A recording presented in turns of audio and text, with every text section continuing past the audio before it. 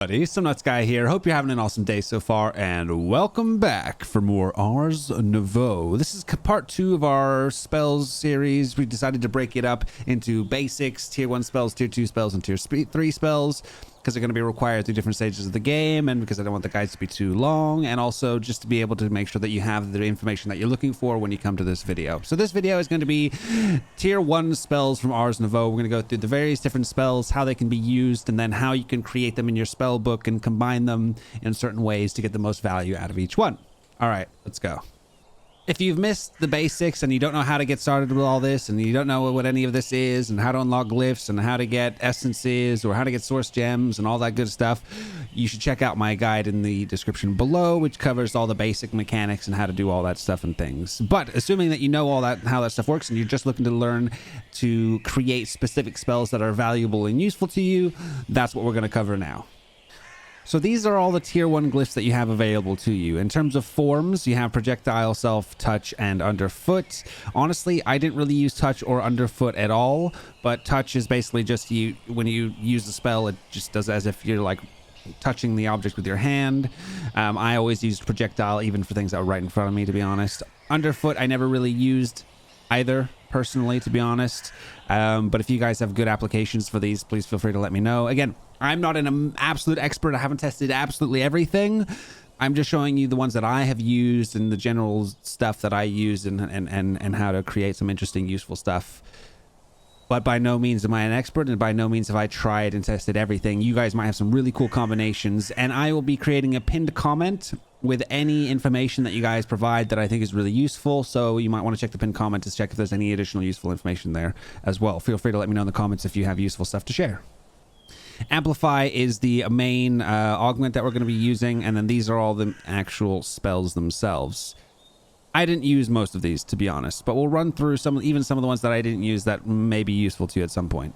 Might as well go starting with the left and go left to right and then down. Aquatic, what you do with aquatic, this just gives you water breathing. So all you do is you'd build this one with self and then aquatic, and then you might want to extend the duration, but we don't have extend duration until tier 2, so never mind. Tier 1, let's focus on that. So how you do that as an example is self, aquatic, create, and this is the creative spellbook, so this is everything unlocked, but I'm going to make sure I focus on only the tier 1 stuff, and then you right click that and it would give you the water breathing buff for 30 seconds.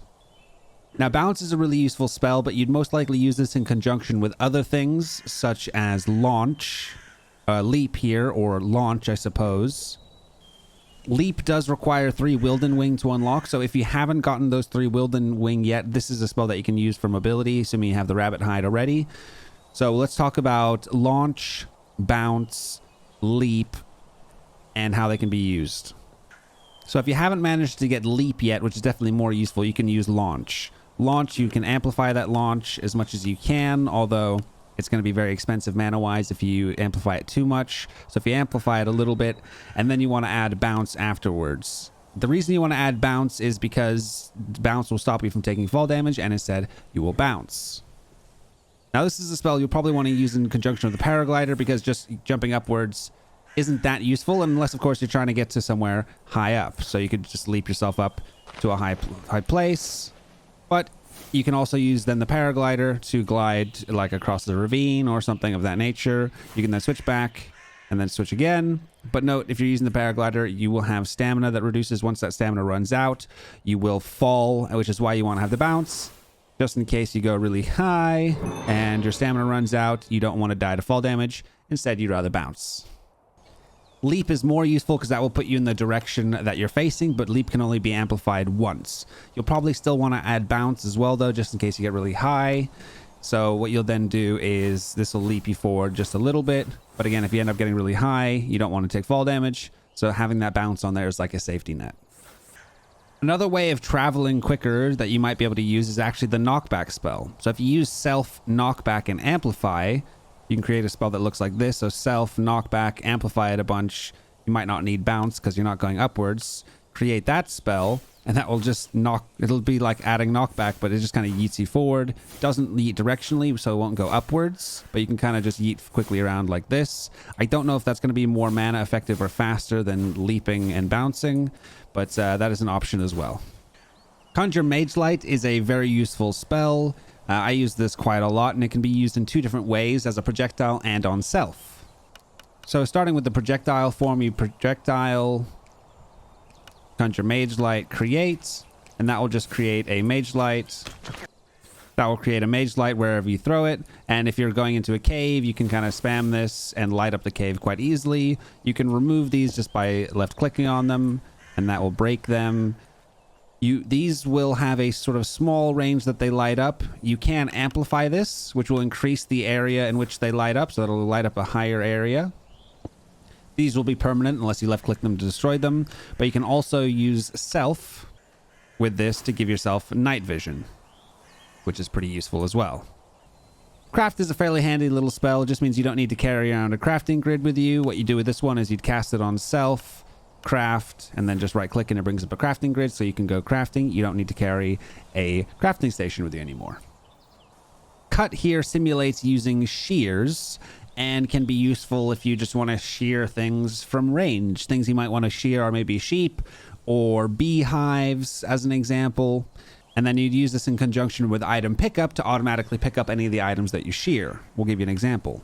So you'd craft this as a projectile with cut and pickup. You'd have your sheep as an example, and then you'd cast the spell, it would shear it, and then it automatically pick up the item. It also picked up this gel that was on the floor, because the pickup spell will pick up items in an area around the projectile. So there you go, there's a side note. You can just create a spell with just projectile pickup if you want to pick up items from a distance away for whatever reason. Cut will also damage non-shearable entities for a small amount, but to be honest, it's not that useful. Now, delay is quite a useful spell. Delay essentially creates a delay in the spell that you're creating. Now, as an example, you can do a self, launch, amplify, delay, leap, bounce.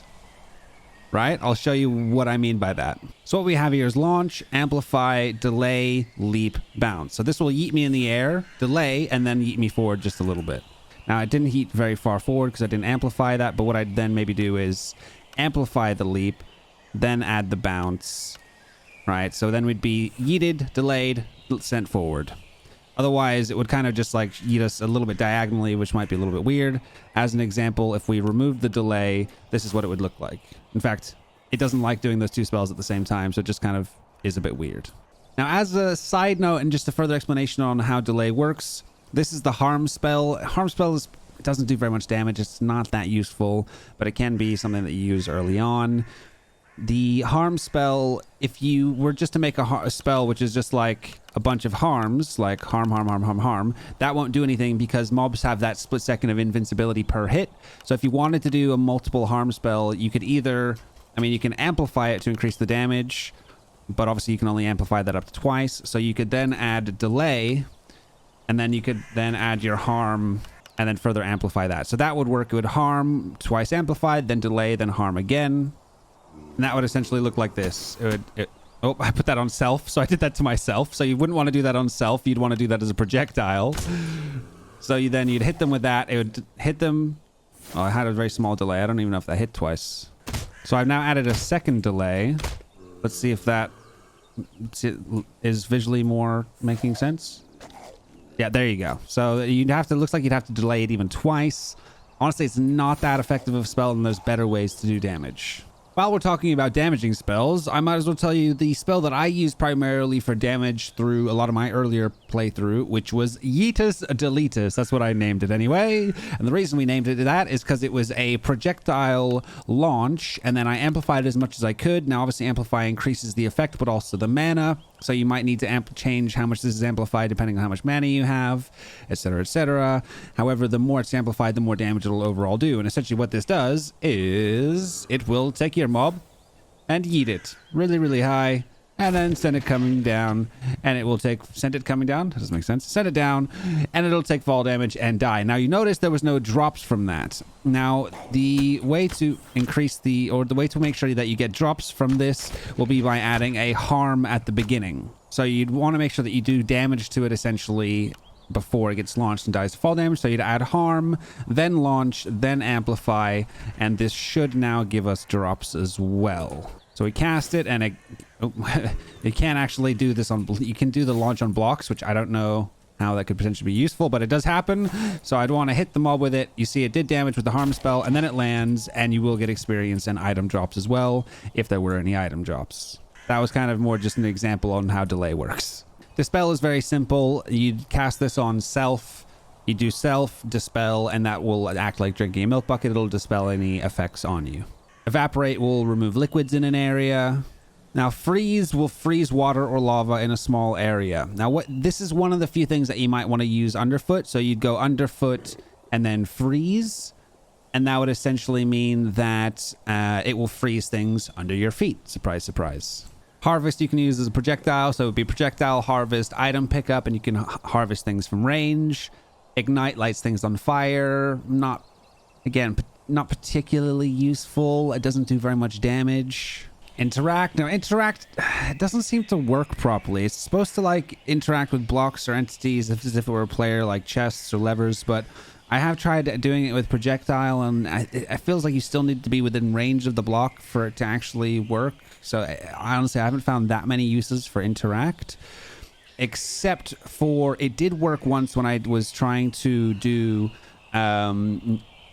arcane ancient debris farming in the nether with beds. Is I placed a bed down and then I used a projectile interact and would then shoot that spell at a bed, so I didn't have to be close to it, you know, and being within the explosion range, I could trigger the bed explosion from further away with the interact spell. That's the only real use I've found for interact that worked like I felt like properly. Item pickup we mentioned a couple of times. You can do projectile item pickup, or you could even do underfoot item pickup. Not that you would need that, of course, because you already pick up items that are under your feet. But you can do projectile item pickup and pick up items for range. You can combine that with like shear as an example, of course. Knockback, you could do a projectile knockback and it would just send mobs flying, push back a little bit, or you can do it on yourself like I mentioned earlier. Launch we talked about, leap we talked about, place block. Now this is a useful one because mage block doesn't exist. So I want to test here quickly to see if this can be used the way that it should be. Cool. So you do this as projectile place block, and this will essentially just place blocks that are in your inventory. It'll take it from your hotbar first. So as an example, yeah, so if a player is casting this spell, will place blocks from the hotbar first. So I've got these vexing archwood logs in my inventory on the hotbar, and if I cast this as projectile, it will place those logs.